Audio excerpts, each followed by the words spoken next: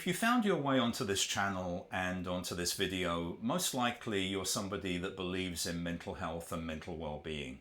And one of the things I think we'll all agree upon is that in order to achieve good mental health, you have to have happiness and positivity in your life. So today, it's a great pleasure to be able to introduce and welcome to the Mendable channel one of the most positive people I've ever met, and he is Kev Orkian. So Kev, good morning, welcome. Good Thanks so morning. much for being Good morning, here today. David. Good morning. Good morning. It's good to have a chit chat with you this morning, my brother. Yeah, it certainly is. So by means of introduction, Kev is a multi-talented performer, particularly well known as a musician and a comedian. He's also an entrepreneur, a business owner, a motivational speaker, and a philanthropist. So I'd love to get to all of that stuff over the next little bit of time if we can. Sure. But Kev, tell us a little bit about how this all happened. So I know that you were born in London of Armenian parents. I know you're very proud of your Armenian heritage, and I'd love to ask you a few questions about that. But Sure.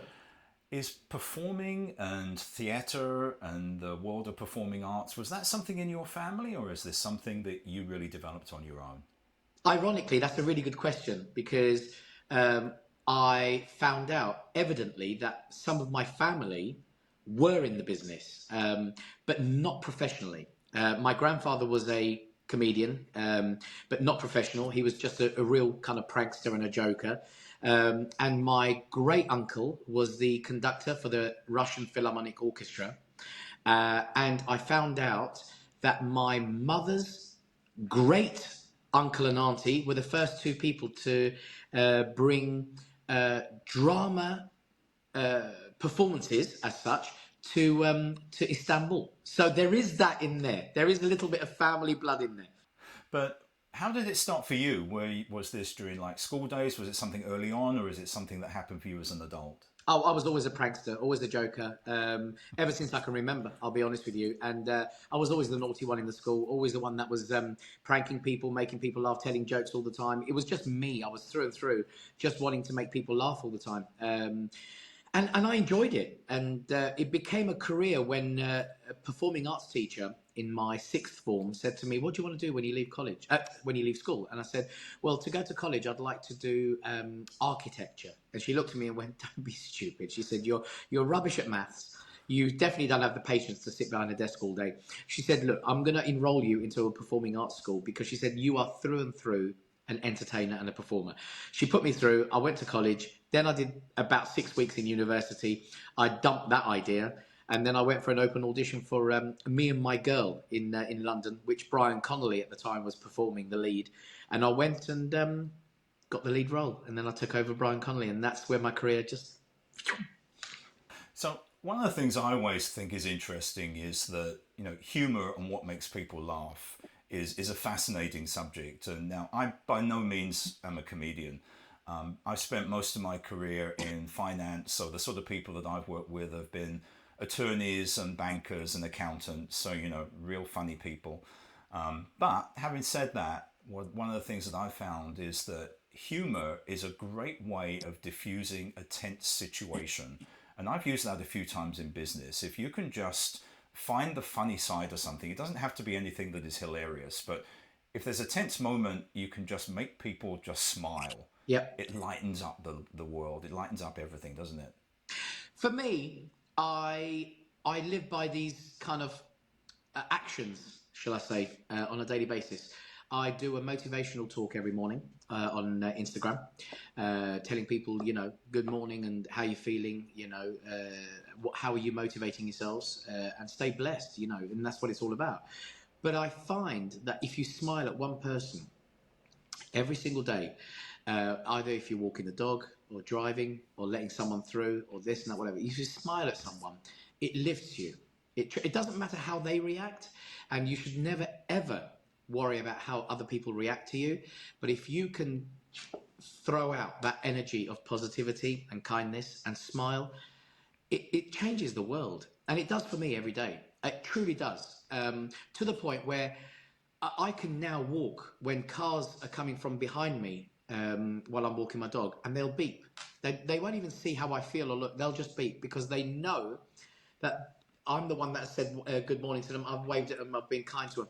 And I think that's really important. I think people forget that. People forget and they get engrossed in their own lives, their own problems, their own situations, and they grow their own negativity to such a degree that they forget that actually thinking 5 minutes of positivity can absolutely change your life.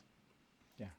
Now, one of the things, I'm going to quote your own words here. One of the things which I know you said was, every day I dream big. Some days are good, some days are not so good, but every day is a blessing. It's a very simple message. Is this something you repeat to yourself every day? Every day. And I think, there are days that are not good. There are days that are great. But you have to take everything the same. You can't think, this is going to happen to me every day now. I'm going to have the worst day of my life for the rest of my life. Well, if you think that way, it will become that way. What you think about, you become. We know that. What you think about, you attract. So if you can take 5 minutes of your life and think of the most greatest blessing on this planet, greatest blessing, whatever that may be. That may be your grandchildren, your spouse, your work, your life, your hobbies, whatever it is. If you can think of 5 minutes and think of the greatest outcome of that positive outlook of your life, you will create momentum that will come to you magnetically in abundance. And I truly believe that. And for me, it actually gets scary. I'll tell you now that I have got to the place after 4 or 5 years of doing this day in, day out, day in, day out. I have now got to a place where I can actually think about something that I want to achieve. And when I've categorically felt the energy that I've already achieved it, it comes to me in such speed that this morning alone, I can't share it unfortunately, but this morning alone, one of my team members turned up and I said, "You're not going to believe what's happened." She said, "Please don't tell me that happened." And I went, "Yeah." She said, "But you only spoke about it yesterday."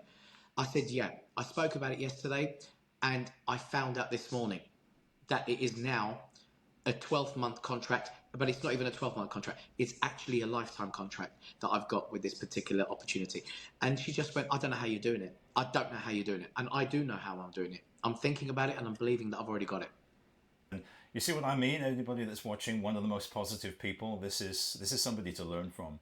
But Kev, we're recording this in August of 2024, so 4 years ago, the world was hit with a pandemic, and I would imagine that for somebody like yourself to have to be isolated and to have to Yep. not have your normal life, how did that impact you?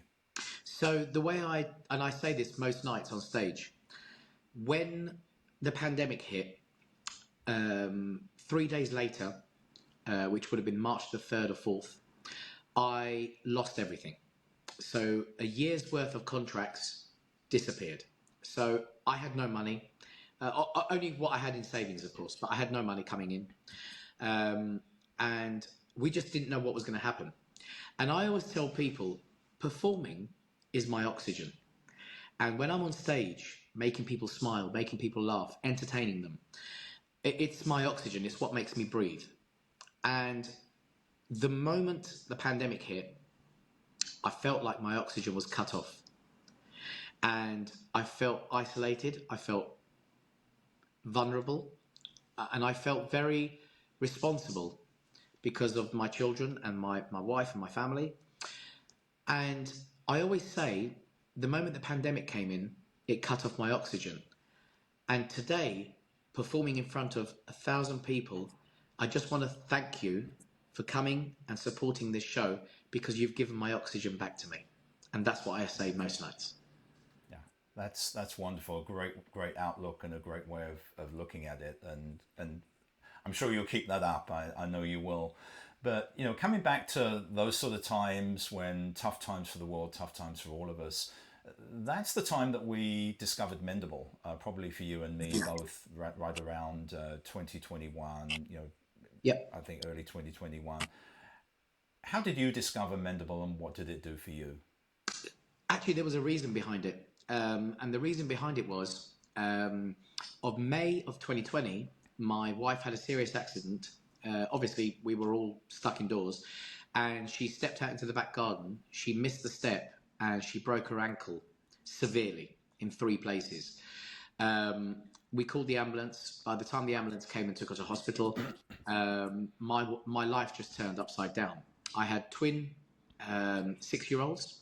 I had a mother-in-law that was also staying with us, and I just felt like the world had suddenly crashed down on me, including the fact that I had no work. So we ended up for 2 weeks with my wife in hospital. So the responsibility of taking care of my family, taking care of my wife, taking care of all the responsibilities of trying to get mortgage holidays, car holiday, payments, everything was on my shoulders, everything. And I felt strong. I felt positive thinking is the only way to go through this. But moments of feeling vulnerable suddenly were hitting me harder than they've ever done before. And my wife came back. She was basically bedbound for 8 months. And I had to do everything from carrying her to the toilet through to cleaning her, washing her down, to looking after my children. And my mother-in-law was there, of course, but and she was a great help.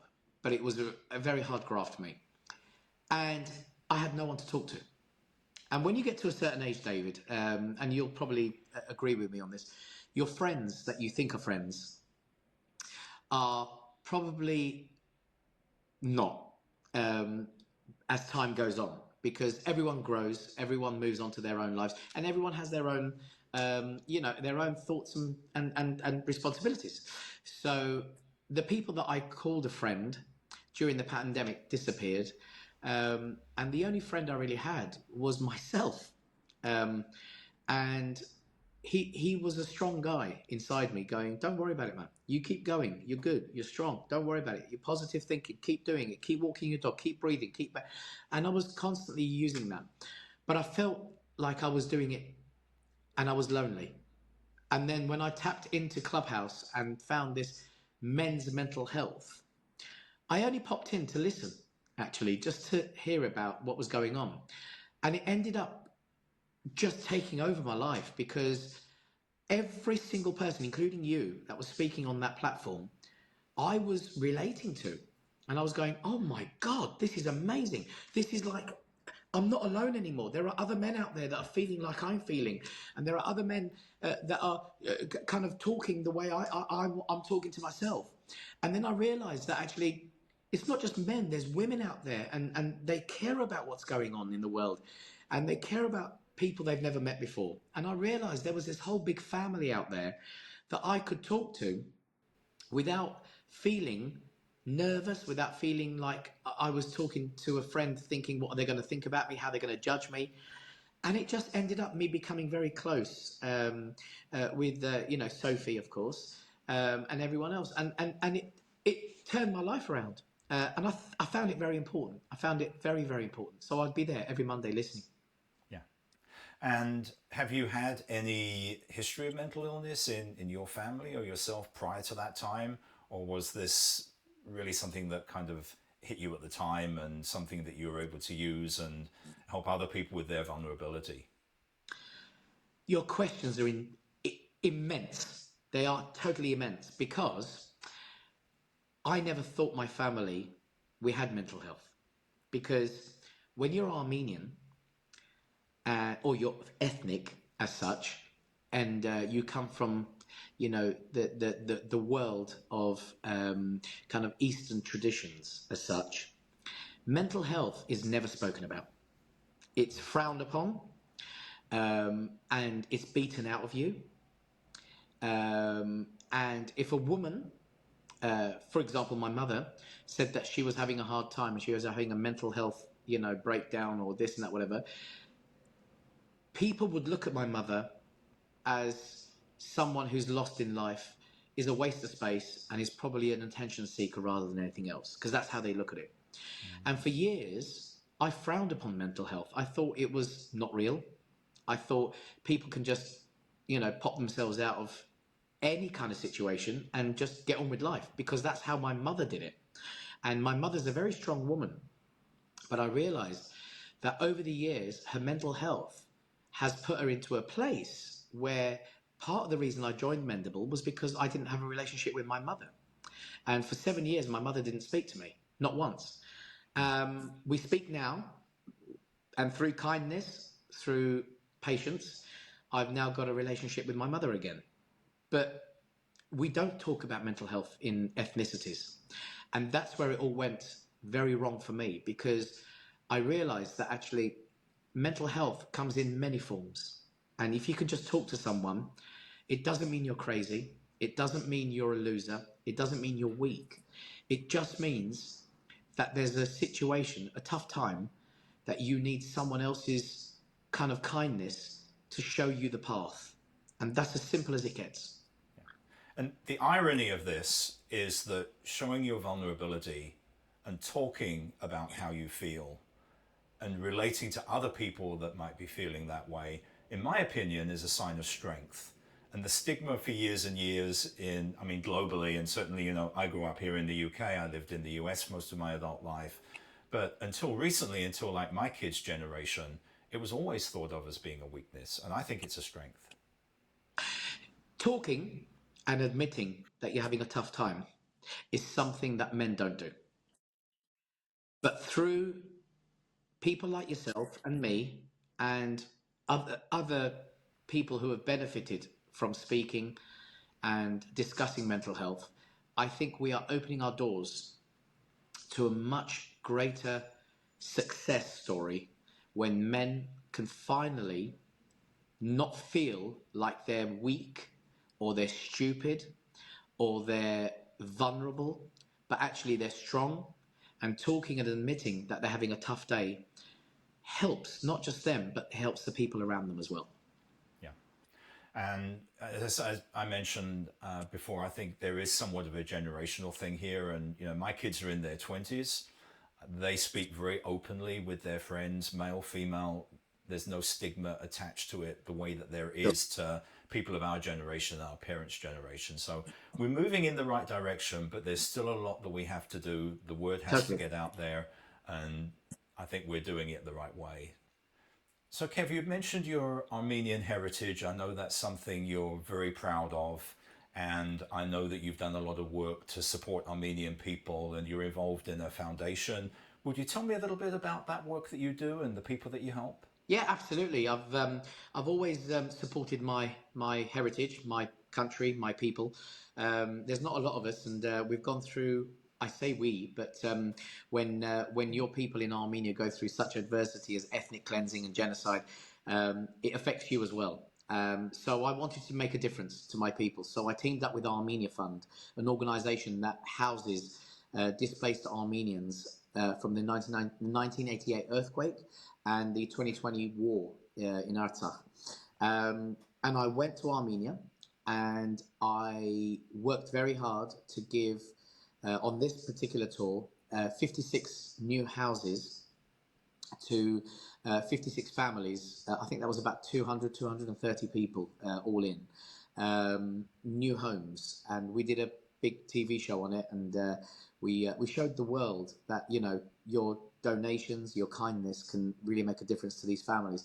And the diabolical things that I saw and the situations that I saw and the circumstances these people go through daily within their own kind of villages was so daunting to me that it brings a new perspective to your own life.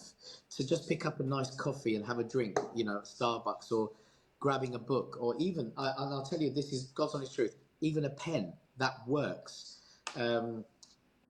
is such luxury for these people. So going out there and doing the philanthropic work was amazing. In actual fact, I only got a call this morning saying, will I fly out to do another 6 days in Armenia and go and interview the families that we've now given the houses to, just to see how they're getting on. So I was like, definitely not a problem at all. So for me, I'll do anything for my country. And I think giving that positivity back to these people, it just shows the younger generation. And that's what it's all about for me, David.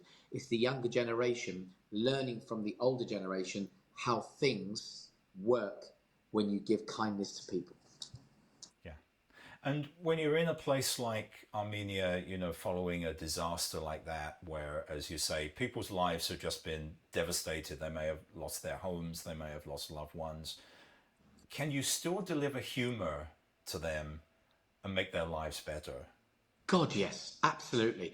At the end of the day, if we all just stick to the seriousness of tragedy and the daily negativity that is surrounding, not just in the UK, but the whole world, and we don't add a sense of humor to it, we will all end up in a very dark place.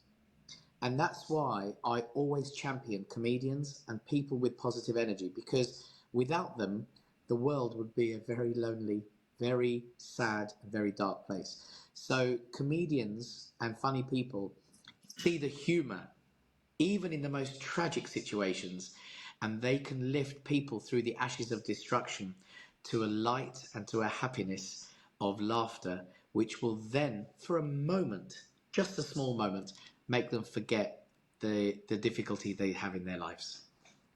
And using that, positivity and making people laugh, making people happy.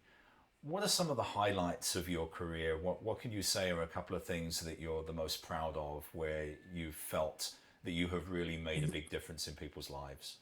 I've got one that I can tell you that impacted my life 25 years ago, and it's never let me go. And that is, I was in the musical Fame in the West End, in the Victoria Palace, and I had the comedic role in the actual musical. And it was a great role. One of my first, I think it was straight after Me and My Girl. That's the musical I went into, Fame.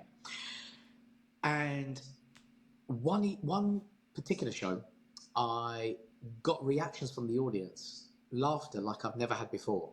And I suppose the more you repeat doing something funny, the funnier it becomes if you get the timing right. And this audience just went berserk for me. And after the show, I was at the stage door waiting for my girlfriend to get ready and for us to go home. And this lady with her two daughters walked up to me and said, "I just want to say a massive thank you," she said, "for making me laugh until I cried." She said, "I've not laughed like that in years." I gave her a cuddle. I gave the two daughters a cuddle. I said, "Thank you so much for your kind words." She said, "No, honestly, you don't believe what you've done to me for me today." She said, "It's been amazing. Thank you, thank you, thank you." And I was blown away by the feedback. 2 days later, I got a letter from her, the same lady, just saying, "Kev, just to let you know, we might have overwhelmed you when we came to the stage door about how grateful we were that you made us laugh so much." She said, "The reason being," she said, "I have terminal 4 cancer and I've only got weeks to live. And I came to the show because my daughters brought me just to get out of the environment that I was in, which was negative, lonely, angry, and a place where I was so sad I didn't have any other outcome. And they brought me to the show, and for 2 hours I laughed till I cried, and I forgot I had cancer. And I wrote back to her and I said, "Thank you so much for those kind words. I'm so sorry to hear about your situation. I wish you all the love in the world. And no matter what happens in this world, you continue on your journey onto the next one and the next one and the next one." I said, "Because we never really die. We're spirits living a human existence, not the other way around." So we had a really good conversation. And 2 weeks later, her daughter came to the stage door and said, "Kev," she said, "I had to come back in person to tell you." She said, "The last words my mother said to me before she passed away was, 'Thank Kev for making me smile one more time.'" So for me, I think what I do, I love, but the purpose behind it is interpreted by the audience in their own way, because everyone wants a release, wants that freedom to have a few moments of laughter and giggles where they forget everything and they just go with the flow. And that's what it's all about. I bring you an experience. Simple as that. Yeah. So you've inspired a lot of people, but where do you go for inspiration? Who inspires you? Anybody living, dead, that you can draw inspiration from and gives you that positivity? I tap in to the infinite intelligence. People call it God, people call it many different things. I call it infinite intelligence. And the reason I call it that is because one, is infinite, and two, the intelligence behind it is something that if we tap into, we can learn a lot from. I've been brought up very Christian, but I don't go to church. I don't I don't do what my mum did for many, many years. I have my own beliefs in the fact that actually we're all born with an ability to do anything and everything with our lives, anything and everything with our lives.